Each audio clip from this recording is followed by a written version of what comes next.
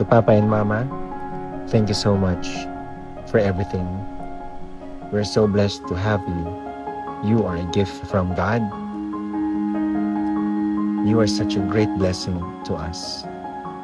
And I've kept telling you that your greatest gift to us is that you taught us the Word of God.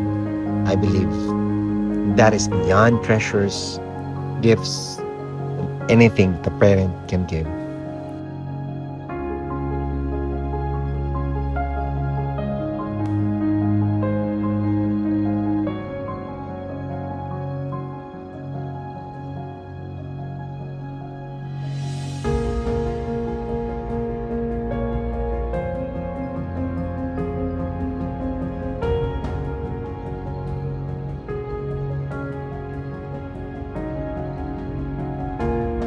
Thank you for our families. Thank you, Lord God, because you were there for us yesterday, today, and tomorrow. Thank you, Lord God, because you are faithful. Yes, Lord God, thank you, Lord, that your mercies are new every morning. Yeah. Thank you, Lord God, because you have promised that you will supply all our needs in riches and glory in Christ Jesus.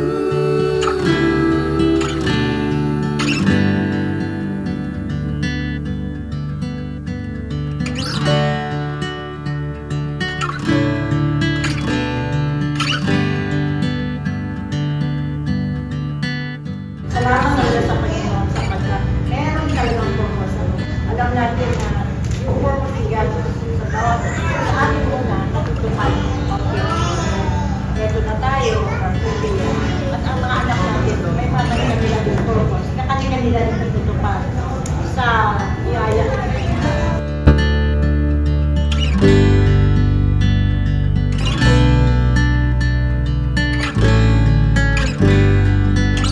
Love you, we will not forget you, and we will always honor you.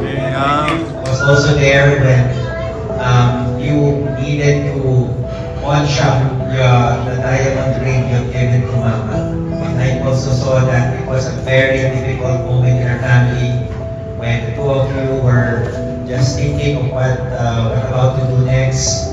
But you persevered. Pero ano naman sila Papa namin, he's there like my prayer partners. Lagi ko sinasabi na, lagi ko natatandaan, honor your parents. Kung ano ang dapat gawin para magbago ang buhay ko at magbago din ang buhay namin dalawa. Mahirap mangyayari yun. Pero alam niyo, dahilan sa pag-ibig ng Panginoon sa atin, ay nakita ko na meron palang binabago ang Diyos sa buhay namin. The body's gone.